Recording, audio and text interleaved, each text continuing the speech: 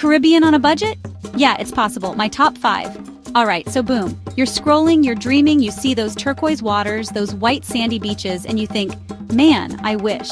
But then the reality hits, right? The price tag. Let's face it, a Caribbean vacation can be expensive. Like really expensive. We're talking sell a kidney expensive sometimes. But what if I told you there are hidden paradises in the region perfect for budget travelers? Places where the vibe is just as epic, the sun just as warm, but your wallet doesn't cry itself to sleep every night.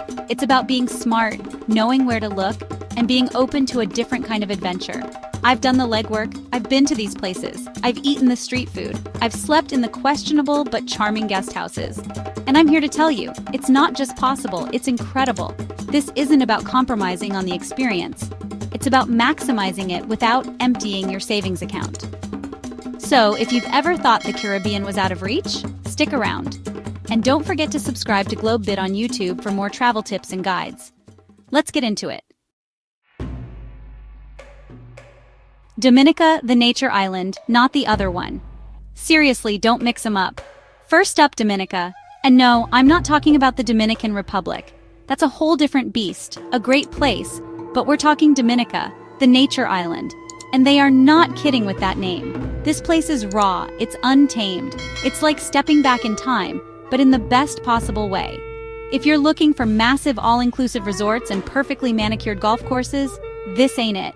This is for the adventurers, the hikers, the people who want to feel something real. The sheer greenness of this island is overwhelming. It's like 1,000 shades of emerald exploded everywhere. You've got these insane volcanic landscapes, mountains that just jut out of the ocean, covered in dense, impenetrable rainforest. And the waterfalls? Forget about it. There are so many waterfalls here, you practically trip over them. Some you can hike to for hours, feeling like Indiana Jones, and others are just casually by the side of the road. It's wild. And then there's the boiling lake. Yes, a lake that is literally boiling. It's a serious trek to get there, like a proper muddy, sweaty, why am I doing this kind of hike? But then you arrive, and you see this cauldron of bubbling grayish-blue water, steam billowing up, and it's just otherworldly. You feel the heat, you smell the sulfur, and you realize how powerful nature really is. It's a humbling experience, man. The best part? Dominica is surprisingly affordable, because it's not as developed for mass tourism. Prices for accommodation, food, and activities are generally lower than many of its Caribbean neighbors. You can find these charming little guest houses, family-run spots where you get a real taste of local life. It's not about luxury in the traditional sense. It's about the luxury of experiencing something unique and unspoiled. Ecotourism is huge here, and it's done right. They understand the value of their natural resources, and there's a real effort to preserve them. Puerto Rico. More than just that song, but the song is good too. Alright, next up, Puerto Rico, La Isla del Encanto, the island of enchantment. And man, does it live up to the name. Now, Puerto Rico is a US territory, which makes it super easy for American travelers. No passport needed, they use the US dollar. But don't let that fool you into thinking it's just another state. This place has a soul, a rhythm, a flavor all its own. It's a vibrant mix of cultures, and it's incredibly diverse. You've got Old San Juan, which is like stepping into a Spanish colonial fairy tale. The cobblestone streets, the colorful buildings painted in every shade imaginable, the ancient forts like El Morro staring out at the Atlantic.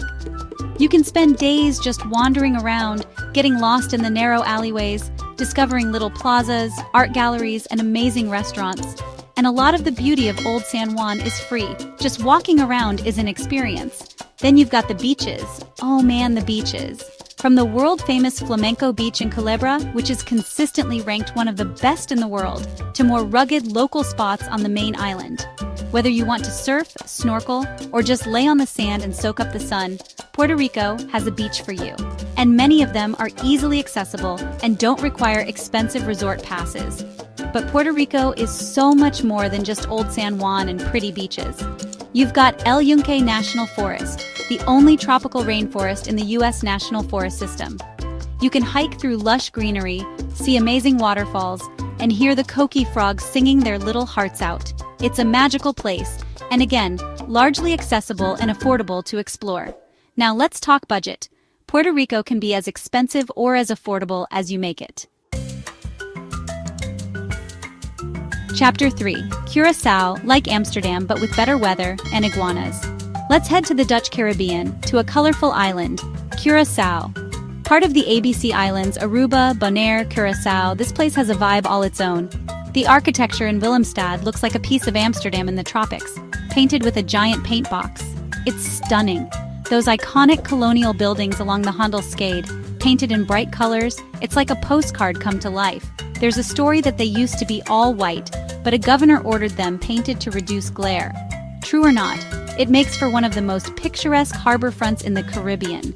Watching the Queen Emma pontoon bridge swing open is an experience, but Curacao is more than just pretty buildings. The diving and snorkeling here are world-class. The island is surrounded by a fringing reef system, so you can often just walk off the beach into an underwater wonderland. Crystal clear water, incredible coral formations, tons of colorful fish. Places like Playa Calqui, Groteg Nip, or Tugboat Beach are legendary among divers and snorkelers. The culture here is a fascinating mix. You've got Dutch influence, but also strong African Spanish and Arawak Indian roots. This all blends together in the language, papiamentu, the music, the food, and the general laid-back but vibrant attitude of the people. It feels European, but with a distinctly Caribbean rhythm. It's a cool fusion. Curacao can be pricier, but there are ways to do it on a budget. Look for smaller, locally owned guest houses or apartments, especially away from the main tourist centers. Supermarkets are well stocked, so self-catering is a great option to save money on food, and the local Sneck's little roadside snack bars offer cheap and tasty bites. One of the unique things about Curacao is its landscape. It's not as lush and mountainous as Dominica, for example. Chapter 4. Where to crash. Your home away from home. That doesn't cost a fortune. Alright, so we've talked about these amazing islands, but a huge chunk of any travel budget is accommodation, right? Where you lay your head at night can make or break your bank account. But here's the thing. You don't need a fancy, all-inclusive resort with a butler named Jeeves to have an incredible Caribbean experience. In fact, sometimes those places insulate you from the real culture. We're going for authentic, and authentic often means affordable. First up, the king of budgetish travel these days. Airbnb. Man, I love Airbnb for this kind of trip. You can find everything from a cozy little room in a local's house, which is amazing for getting tips and feeling connected, to entire apartments or even unique villas that, if you're traveling with a group, can be incredibly cost-effective. The key is to look outside the main tourist hotspots. Go a little further inland or to a less famous beach town. You'll find gems. When you're looking at Airbnbs, read the reviews like a hawk. People will tell you the real deal. If it's noisy, if the Wi-Fi sucks, if the host is awesome, and look for places with kitchens. This is a game changer for saving money. Being able to cook even just one meal a day, like breakfast or packing a lunch for the beach, will drastically cut down your food costs. Plus, hitting up local markets for ingredients is an adventure in itself. Then there are hostels. Now, I know what some of you are thinking. Hostels? Aren't those for 18-year-old backpackers? And yeah, sometimes. But hostels have evolved, man. Many Caribbean islands have some surprisingly cool, clean, and friendly hostels, often in great locations. You can get a dorm bed for super cheap, or many offer private rooms too, which are still usually less than a hotel. It's a fantastic way to meet other travelers, share tips, and maybe even find some buddies for an adventure. Don't underestimate the power of the guest house or the small, locally owned hotel. These places often have so much more character than a big chain resort. Chapter 5. Eat like a local, save like a boss, and your taste buds will thank you. Let's talk about one of my favorite parts of travel, and one of the easiest places to save money: food. You can blow your budget on tourist trap restaurants or eat like a king for pennies, experiencing authentic Caribbean flavors. The authentic flavors are where it's at. This isn't just about saving money, it's a culinary adventure. Embrace street food. Every island has its own incredible street food scene. Whether it's bake and shark in Trinidad, Johnny cakes, frituras in Puerto Rico, or grilled fish straight from the boat. These vendors cook magic from recipes passed down through generations. It's fresh, delicious, and incredibly cheap. Don't be shy. Walk up to that smoking grill, point at what looks good, ask questions. Most vendors are super friendly and proud of their food. This is where the locals eat, so you know it's gotta be good. It's an experience in itself.